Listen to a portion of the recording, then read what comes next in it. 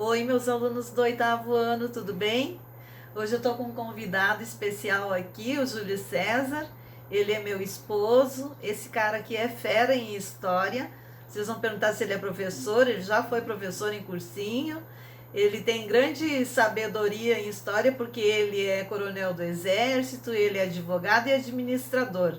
E eu sou fã desse cara. Hoje ele vai falar para nós sobre a Inconfidência Mineira. Júlio César, tudo bem? Tudo bem. Te botei numa fria hoje, né? O Júlio vai falar para nós sobre a Inconfidência Mineira, por que aconteceu, quais eram os objetivos dessa Inconfidência, quem participou e o saldo geral dessa revolução.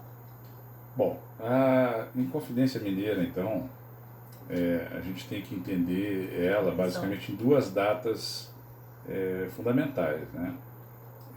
Basicamente 1789, quando ela eclodiu, Mais alto.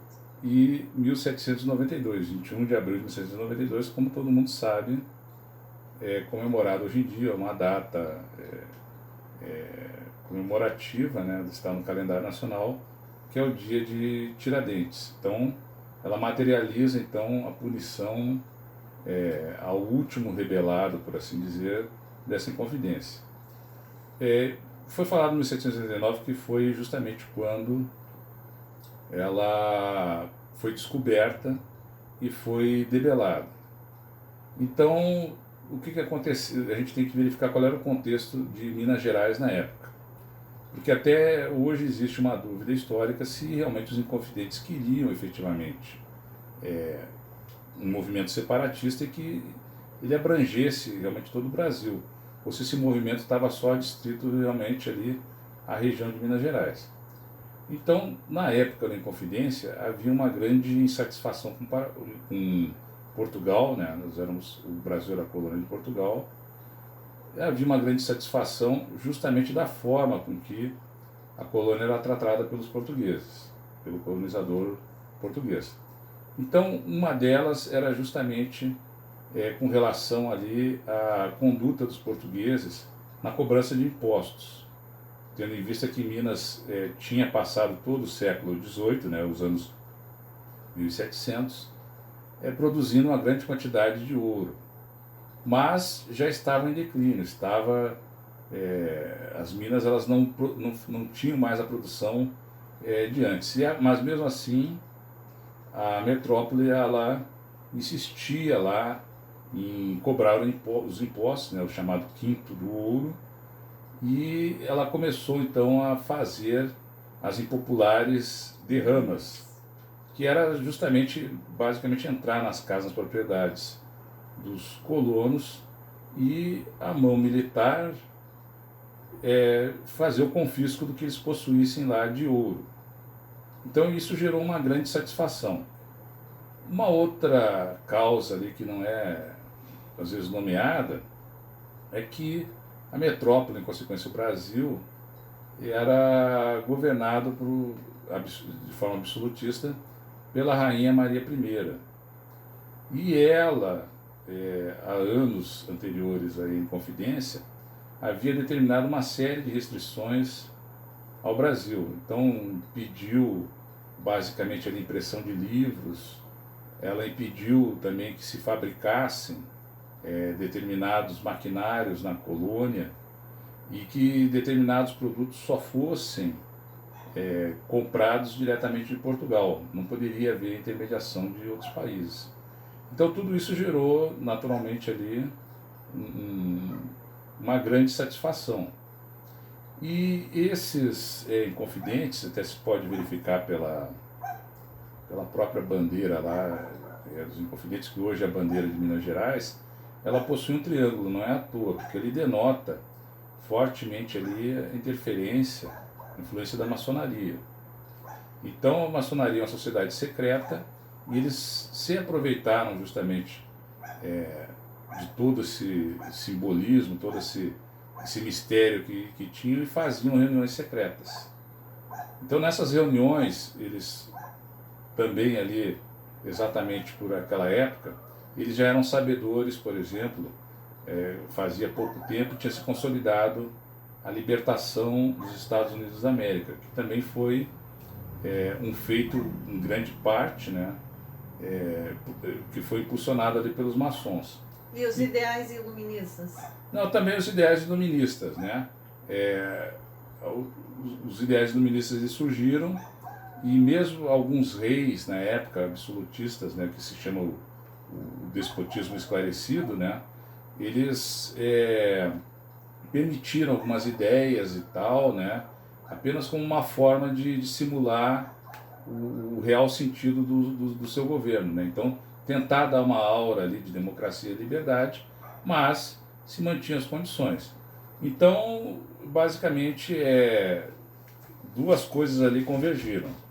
Foi justamente na situação externa se perceber que outros países rumavam ou permitiam liberdades, e aqui uma grande satisfação, justamente uma constatação dessa falta de liberdade e que gerava também, tinha reflexos também na própria economia, ou seja, as pessoas serem confiscadas, a própria falta de liberdade, de poder ter um negócio, de poder comerciar com o que desejasse, etc. Então, tudo isso serviu, se consolidou numa ampla satisfação. Então, eles decidiram, né, que na capitania de Minas, que assim que fosse decretada a derrama, eles iriam reagir.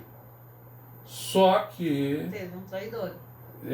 Houve um traidor, né? Havia uma pessoa no meio, uma série de dívidas com a coroa, e que denunciou eles, né? Era um coronel na época das forças militares ali de Minas Gerais, né? A gente não pode raciocinar que as forças militares fossem só portuguesas, né? Fossem luzes. Elas eram luso-brasileiras, elas tinham suas fileiras também brasileiros nascidos. Esse era um brasileiro, era um coronel, era uma pessoa influente, mas que tinha dívidas com a coroa. E para se ver, vamos dizer assim, livre das dívidas, ele denunciou então ao capitão-geral das Minas Gerais, denunciou o movimento. Então, o que ocorre? A derrama que estava prevista, ela foi naturalmente abortada pelo governo, que daí partiu justamente para uma ação de prisão. Provavelmente já tinha, por obra desse dissidente aí, a relação dos envolvidos, partiu para a prisão e para os diversos processos aí que se seguiram para a punição aí desses revoltosos. Então ela na verdade foi um movimento, né, que nem chegou a eclodir. E aí, como eu falei anteriormente, existe uma série de dúvidas se ela visava apenas ali localmente a questão ali de Minas Gerais, ou se ela ia se expandir para o Brasil, iria reconhecer como um todo ali a unidade nacional e o que ela representaria para o Brasil, né? Então existe essa dúvida histórica aí se ela ficou apenas a distrito. Mas como foi um dos últimos movimentos da época do Brasil Colônia, que foi fortemente reprimido, e deles surgiu a figura de Tiradentes, né? Joaquim José da Silva Xavier, que era um oficial dos Dragões de Minas Gerais, e ele praticamente assumiu toda a responsabilidade pela revolta, não negou nada, né? E foi o único que foi então difamado, foi esquartejado, foi enforcado, né? Depois a forca foi esquartejado, foi o que serviu de exemplo. Justamente por conta do Brasil, depois da independência, continuar ainda sob o domínio da Casa dos Braganças, agora os Braganças brasileiros, não os Braganças portugueses, ele ficou como uma figura esquecida, que após a proclamação da República foi naturalmente resgatado. Inclusive virou um feriado, né? Virou basicamente uma data comemorativa. E teve naturalmente seu nome escrito aí no panteão da pátria, né? Existente lá em Brasília. E tudo isso foi possível por causa do advento da República, porque em grande parte a Inconfidência ela tinha as ideias republicanas da época, né? Derivadas ali dos Estados Unidos. Muito obrigada, Júlio César.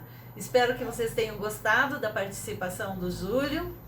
Agora eu quero que vocês abram lá o arquivo que eu preparei para vocês, um PowerPoint com as principais ideias. Abram os livros, façam o que se pede. Não esqueçam de anexar o arquivo ao eClass. E até semana que vem. Um beijo, obrigado, meus amores.